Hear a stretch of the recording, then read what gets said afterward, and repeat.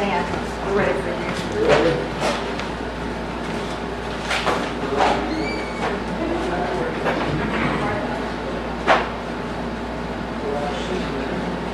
Well, the first thing that I have is the floodplain application permit fees that I submitted at the last meeting and all there for consideration, and hopefully vote on this time.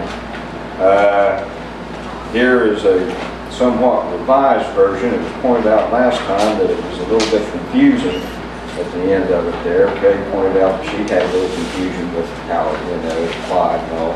So I tried to kind of reword it. It's the very same thing, just reworded to kind of try to make it a little simpler for everybody to understand. And I'd like to propose that for vote at this meeting. As I said, it's the very same fee schedule. It's just that the bottom two lines there where you're adding costs, you have a flat fee, and then you have on one up here $2 per 1,000 in addition, the third one up added to that.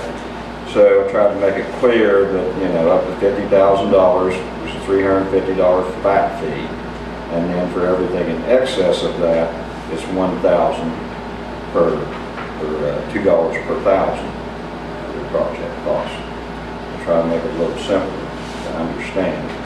And same way on the bottom line there, total cost of which exceed $100,000, you're paying a $1,000 flat fee plus $5 additional per $1,000 in project costs.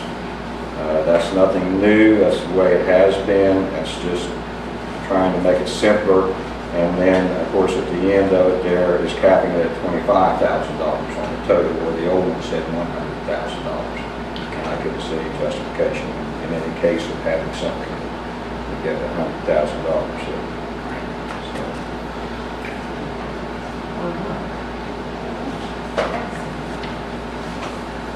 So that was something that. Excuse me. What's the purpose of capping this? Why not take $100,000 from the water? How can I justify taking $100,000 for our services? Well, if they're making $100 million. Well, they are. Might That doesn't mean that I can charge them $100,000 for the floodplain, part of it and all there. I said no justification. The floodplain ordinance is not made to be a tax upon the business. It's not made to generate money. It is made to cover all of our expenses for the OES, of which I am part of. I am the OES in charge of floodplain management. OES in charge of the emergency services is Pat Easter. It's all one office. We're unique in Douglas County in that we have it broken into two individuals running two separate parts of that office.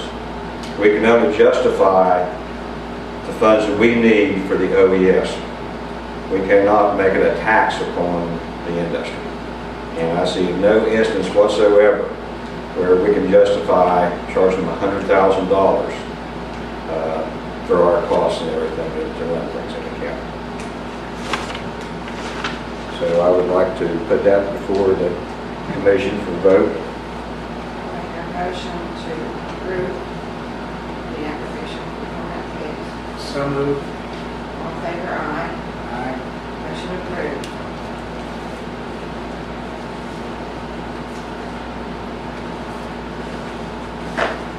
Also, I need to read the current applications that I have, which are within the floodplain.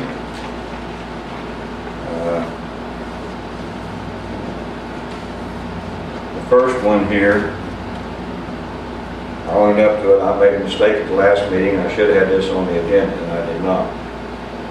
It was for, I'll read it off. Please take notice that on the 14th day of June 2013, Antero Resources Appalachian filed an application for a floodplain permit to develop land located at or about Big Isaac United Methodist Church, tax map 12, parcel 9. The application is on file with the clerk of the county court and may be inspected or copied during regular business hours. Any interested persons who desire to comment shall present the same in writing. Like I said, I should have had on one before, So I will still accept any comments until the next meeting on this, which would be August, Yeah, we're going to have to change that, but Okay. it'll be sometime. but if anybody has any objections to that. Dan, excuse me, we have it down as like Lake FWI, Fall Yes, North Path. that's Lake. Okay. That's Lake right there. Okay? And it was my mistake. It was the first time in running this ordinance where we had something and I should have been reading it the last one and I did not get it on the agenda. I'll own up to that. Okay, please take notice that on the 14th day of June 2013, Ontario Resources Appalachian filed an application for a floodplain permit to develop land located at or about Carolyn N. Plauder, surface owner, 328.92 acres, Buffalo Calf, tax map 4, parcel 6. The application is on file with the clerk of the county court and may be inspected or copied during regular business hours. Any interested persons who desire to comment shall present the same in writing. And again, I'd like to have it by the next meeting there, whenever you decide to get us here in August. And these are to be delivered to the county clerk over here. Don't email anything to me. Get it over here where it gets in the file and doesn't get lost in the shuffle. And that one was called Plauder North there. Verification on that. Okay, let's see.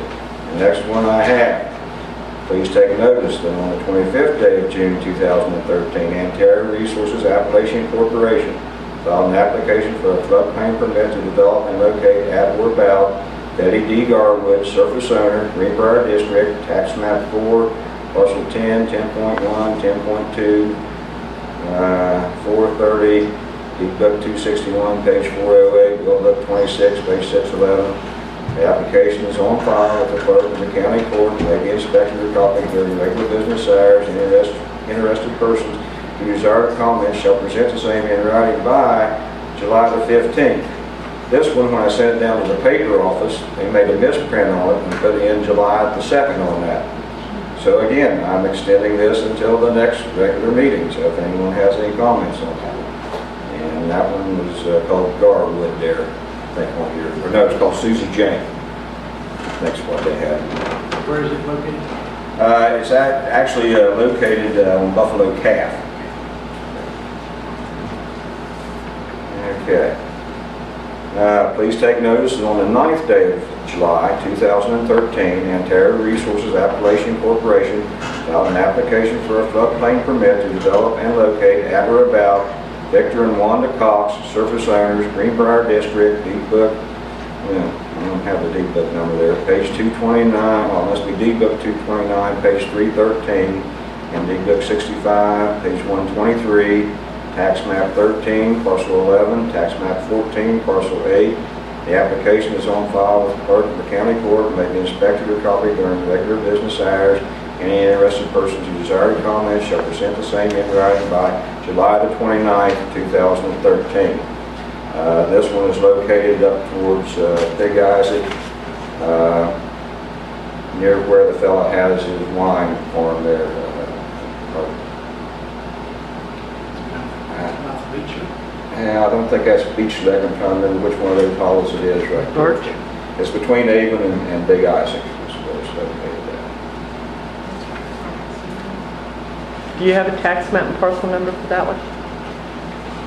Yeah, tax map 13, parcel 11. So now I've got 2 of those, and I did need 2 of those. So that's everything that I have. I have 2 others, which have been applied for but are pending. They didn't supply enough information. One was an impoundment at Gessler's. I've submitted for more information on that one. And another one that I got just a couple days ago was for some more work up at Sherwood. And again, I told them I needed to see some more information on that. Is it true that you have a stock work order, that you've placed it on someone? I have a somewhere? stock work order over at Shooty Station area on 23 on the menu. They were doing some work over there in the floodplain and had not applied for a floodplain permit. So their work that is in the floodplain is on hold. They had other work they were doing outside of the floodplain, such as doing a bore underneath Route 23. I told them to go right ahead with that. That's not in the floodplain. They had a bore machine lined up. I guess they're expensive and hard to get ahead of time. I said no problem with them doing all the work that they need to do. It's outside the floodplain.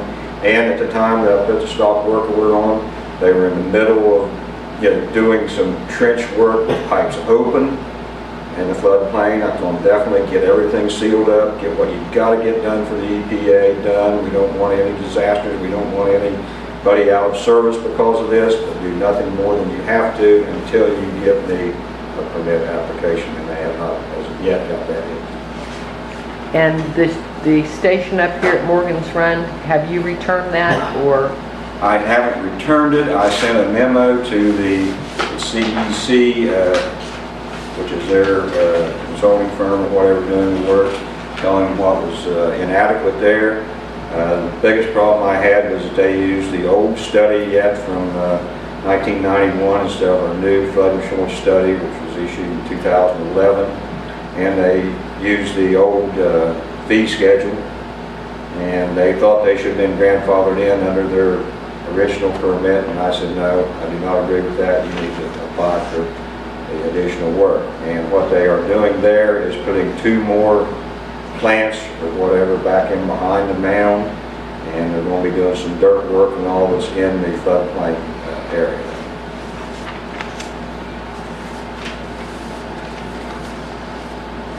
And the next thing I have is some amendments to our ordinance. One thing that in particular that I wanted to amend had to do with the money that was coming in and out on this deposit for expenses. So we have deleted that part of the ordinance. It is located on page 36. And I believe it was number 7 and number 8 underneath of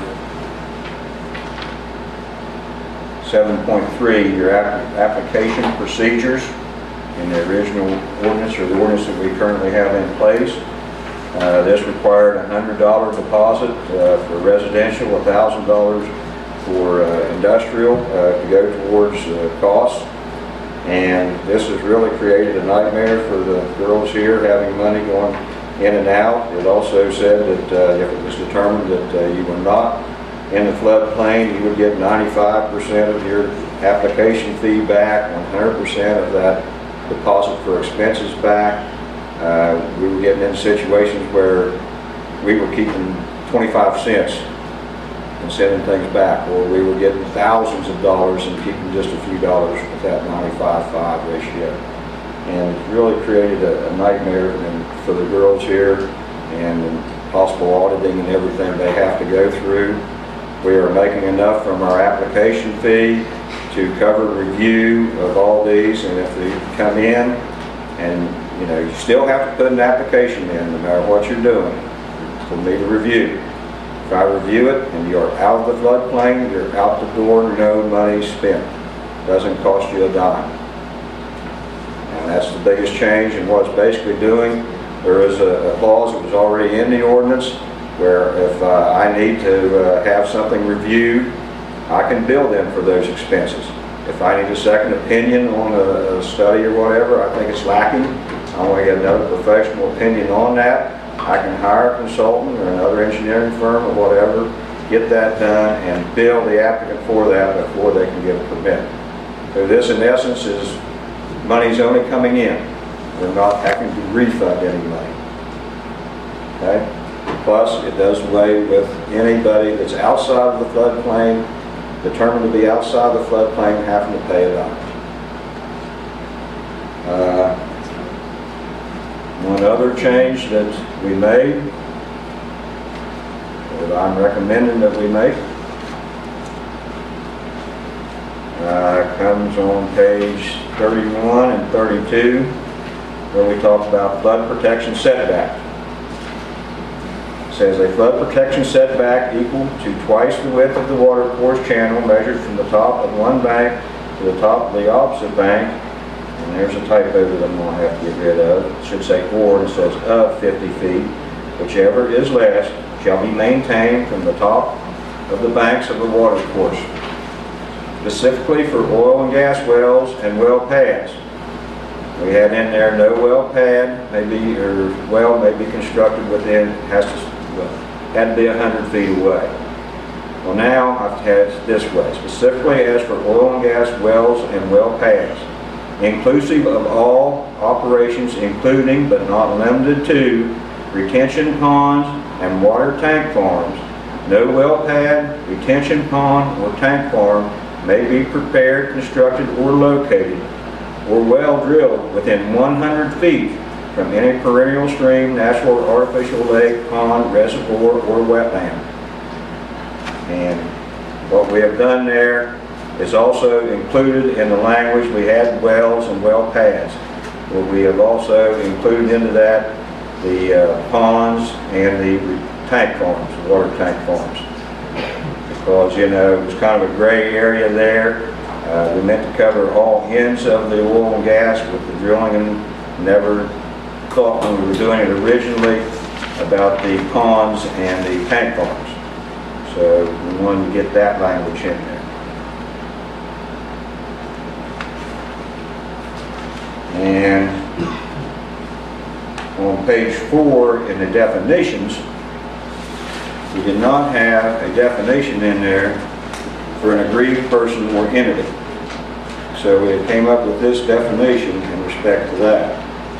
With respect to Article 8, herein, an aggrieved person or entity is a floodplain permit applicant or a person or entity that has timely objected to an application for floodplain permit and a surface or mineral owner where development is proposed in the floodplain, an adjacent property owner or resident where development is proposed in the floodplain, and/or property owners or residents of or on land adversely affected by flooding protections for the proposed development or construction in the floodplain area. Now, what this basically is saying, that if you are going to be affected by it, you've got a right to come forward. That was the way we intended the original one, or the one we have in place, to be worded, but it was pointed out that it could be taken, you know, as to where anybody. And I don't think anyone here wants someone from, this is an extreme I know, you know, New Jersey or New York or whatever, that's got a grudge against them there in West Virginia, saying, hey, I'm going to give you some grief, and you're not going to be able to appeal. You know, I'm going to appeal this thing, and I'm going to cause you a bunch of hassles. What this basically does is what we intended to do, and what the judge intended to do, is give anybody that is going to be affected, up or down the stream, as shown by studies, a chance to come forward. And I would like to propose these amendments for consideration until be voted on at the next meeting. Don Tennant, you know, he doesn't believe that we need to have a first reading and a second reading necessarily on this. Kevin Sneed told me the same thing, that amendments to it doesn't necessarily need to have a reading, but that is at the discretion of the commission as to whether they want to handle this amendment to be voted on at the next meeting as the final, or whether you would prefer to read, I guess, the first of it would have been or something there, and consider this a reading. I would personally prefer that all three commissioners be here to vote on that. Oh, yes, I wasn't putting it up for vote at this time. Right. It's just that it's my understanding that we don't have to have a formal reading. This is an amendment to our current ordinance and all there. And then, yes, vote on at the next meeting then.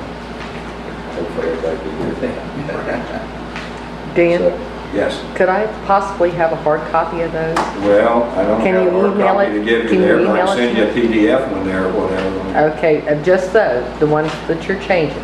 But my question is how can you say that it's going to be somebody upstream or located, you know, just downstream that can speak out whenever water is fluid, and if you poison the water up in one location, it could be clear down the Ohio River. Yeah, but that's not what the judge, addressed in his ruling and all that we had to notify everybody or give everybody a chance to. Oh, this is just for notification? No, this has to do with the appeal and all that. Basically, it defines who, Yeah, an aggrieved person or entity is. but I think you get my point. Water's fluid and it's going to be moving, and whatever's put into that water that has been into the floodplain, if there's something close by, then what happens on downstream? Good point. But, I don't know that we can, it flows all the way to the North Gulf of Mexico. That's the whole point. I mean, I don't know that we can give everybody all the way to the Gulf that opportunity. And I don't think it's our place to.